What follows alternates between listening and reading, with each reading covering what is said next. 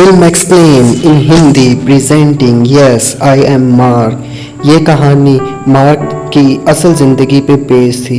ये कहानी हमें बताती है कि अगर हमारा ज़िंदगी जीने की ख्वाहिश हो तो हमें जितनी चाहे मर्ज़ी का मुश्किलात का सामना करना पड़े, हम ज़िंदगी जी सकते हैं। हमें नाकामयाबियों का डट कर सामना करना चाहिए। मार्क अपाहिज थे।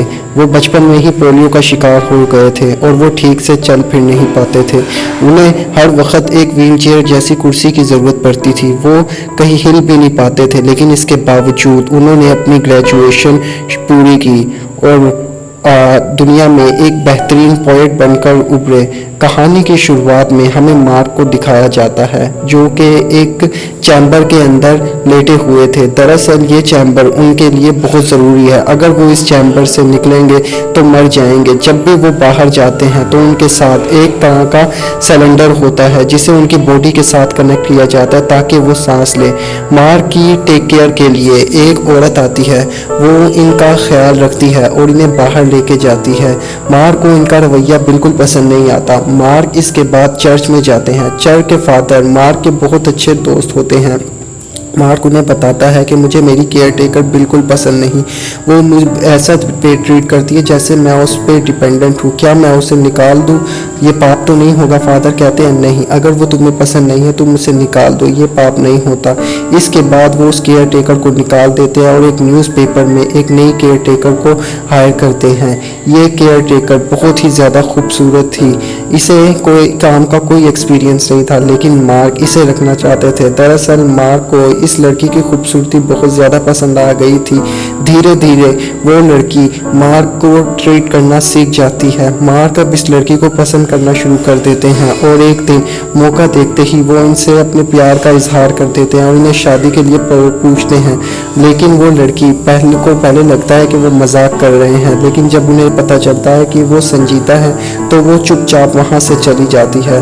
वो इस बारे में फादर को कहते हैं और फादर कहते हैं इसे कोई जवाब नहीं देते क्योंकि फादर जानते हैं कि मार्क एक अपाहिज है। इसके बाद मार्क की टेक केयर के लिए दो और लोग आ गए क्योंकि वो लड़की इन्हें छोड़ के जा चुकी है। अब पता ये होता है कि इनमें से जो लड़की है वो मार्क की सुबह के टाइम टेक केयर करेगी और जो लड़का है वो मार्क की नाइट शिफ्ट में टेक केयर करेगा। मार्क अपनी ज़िंदगी से पूरी तरीके से बेजार हो रहे थे।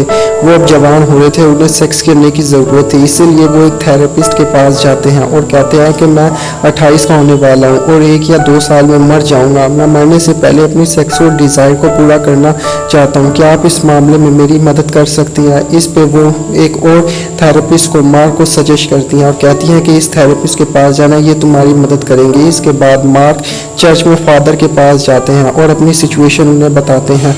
चर्च के फादर उन्हें इनकार कर देते हैं क्योंकि बगैर शादी के किसी भी औरत के साथ इंटीमेट होना गुनाह होता है। मार्क उन्हें अपनी असलियत बताता है कि मैं मरने वाला हूँ और ये बात सुनने के बाद फादर उन्हें परमिशन दे देते हैं। इसके बाद हमें मार्क की एक और थेरेपिस्ट को दिखाया जाता है। ये थेरेपिस्ट सेक्स थेरेपिस्ट है। ये सेक्स से रिलेटेड या चीज़ों को डील करती है। इसके बाद हमें दिखाया जाता है कि मार्क को एक व्हील चेयर की मदद से इस थेरेपिस्ट के पास लेके आया जा रहा है क्योंकि मार्क चल फिर नहीं सकते। वो थेरेपिस्ट सबसे पहले मार्क के पास आती है और इनसे बातचीत करना शुरू कर देती है। मार्क इन्हें देख के थोड़ा शर्माना शुरू कर देते हैं और अनकम्फर्टेबल हो जाते हैं, लेकिन वो थेरेपिस्ट इन्हें कंफर्टेबल करने की भरपूर कोशिश करती है। वो कहती है कि हमारे 6 सेशन होंगे और आज हमारा पहला सेशन है। पहले सेशन में वो मार्क के मेन पार्ट को पकड़ के उन्हें लस्ट देने की कोशिश करती है। मार्क को ये बहुत ज़्यादा अच्छा लगता है, लेकिन इससे पहले और कुछ वो कहती है कि हमारा पहला सेशन ख़त्म हुआ और पहले सेशन में बस इतना ही होगा। इसके बाद वो लड़की इन्हें घर लेके जा रही होती है। वो पूछती है कि पहले सेशन में क्या हुआ, लेकिन मार्क शर्मा जाते हैं और कुछ नहीं बताते। इसके बाद मार्क फादर के पास जाते हैं। मार्क अपना सारा का सारा एक्सपीरियंस फादर को बताते हैं और फादर को ना चाहते हुए भी मार्क की बात सुननी पड़ती है। इसके बाद हमें थेरेपिस्ट को दिखाया जाता है जो कि अपना सारा का सारा एक्सपीरियंस रिकॉर्ड कर रही होती है। वो कहती है कि आज मैं पहली बार किसी ऐसे शख्स से मिली जो बहुत ही इनोसेंट था, उन्हें भी मार्क पसंद आ रहा था। इसके बाद हमें मार्क को दिखाया जाता है जो कि थेरेपिस्ट के लिए एक पोइट्री लिखते हैं।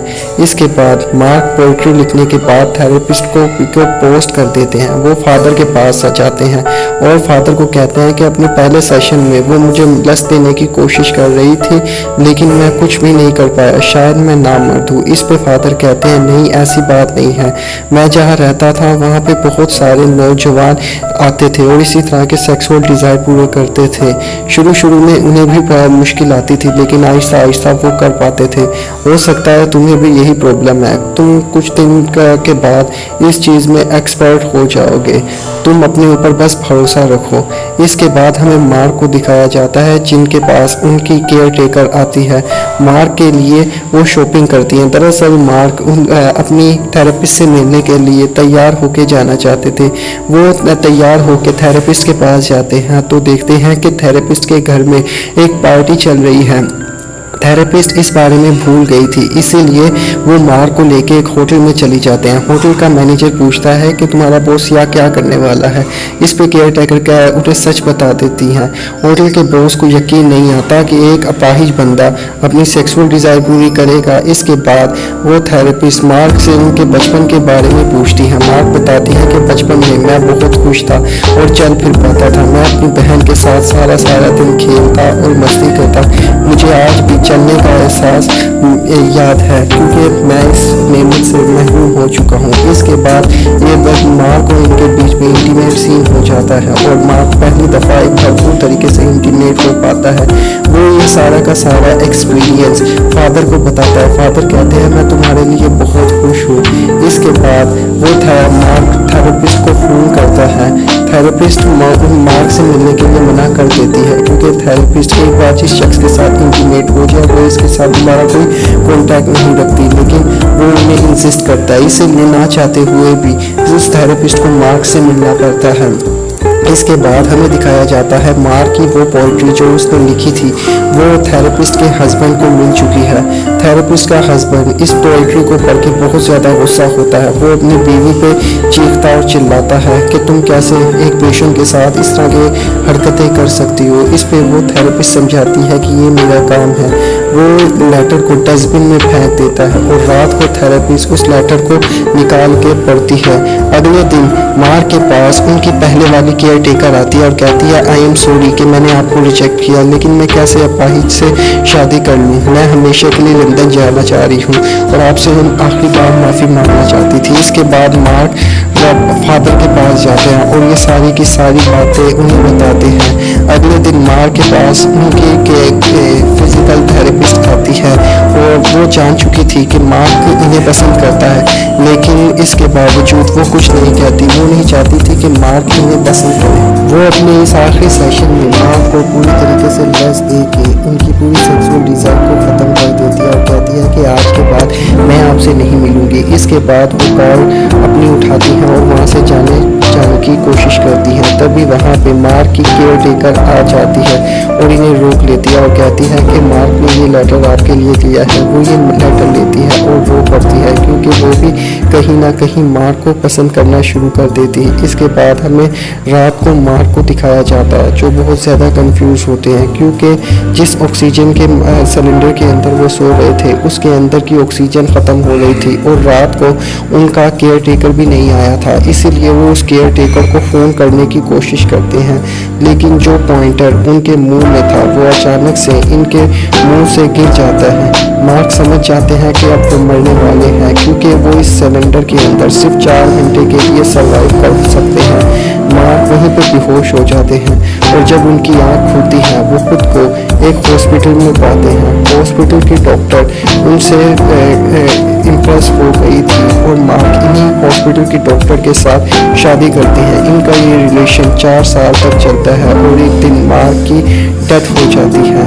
मार्क के फ्यूनरल पे मार्क के सारे फ्रेंड आए थे। इसमें मार्क की वो पहले वाली केयर टेकर भी मौजूद थी जो इन्हें छोड़ के चली गई थी और अमेंडा यानी उनकी फिजिकल थेरेपिस्ट भी सब के सब यहाँ मार्क के लिए आए थे और यहाँ पे ये लोग मार्क का वही लेटर करते हैं जो उन्होंने थेरेपिस्ट के लिए लिखा था और इसी के साथ ये कहानी का अंत हो जाता है।